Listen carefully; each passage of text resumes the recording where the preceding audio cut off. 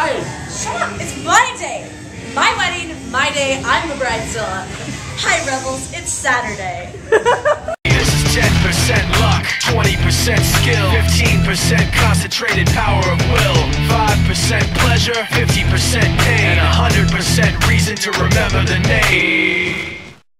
Wait, what? A whining voice interjected. A geek wielding a video camera appeared in Buffy's shadow.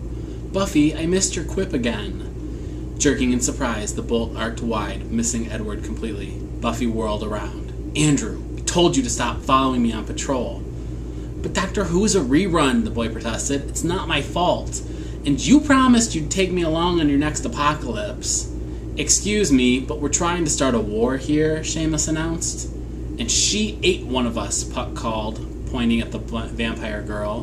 Bella feigned a smile. What can I say? You're magically delicious. I miss the good old demons, Buffy said, glancing over them. They weren't so sparkly.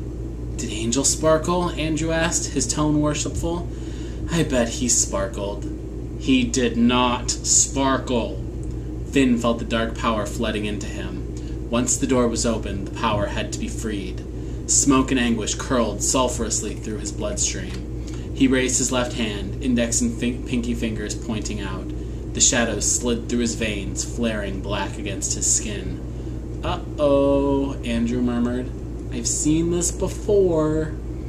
The malevolent birthright of the leprechauns, suppressed and slumbering for generations, burst out of Finn like an unstoppable dragon, eager to ravage. Buffy jumped out of the way, but Andrew was not so lucky. The dark power slammed into him, throwing him backwards where he landed onto a rock.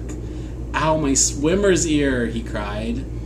Feast on the curse of the leprechauns, ye abnormal giants, Finn crowed. A lifetime of the blackest wicked luck that can e'er be imagined. Suffer, knowing ye will rue the day ye interfered in our wee workings. Buffy sighed. Back to the car, Andrew. Although you should know, she said, turning back to Finn, that it won't make much difference. You just made him more of a putz than he already was. Andrew disappeared into the night. How do you even kill a leprechaun? Buffy wondered aloud. I wish I could die, Edward exhaled.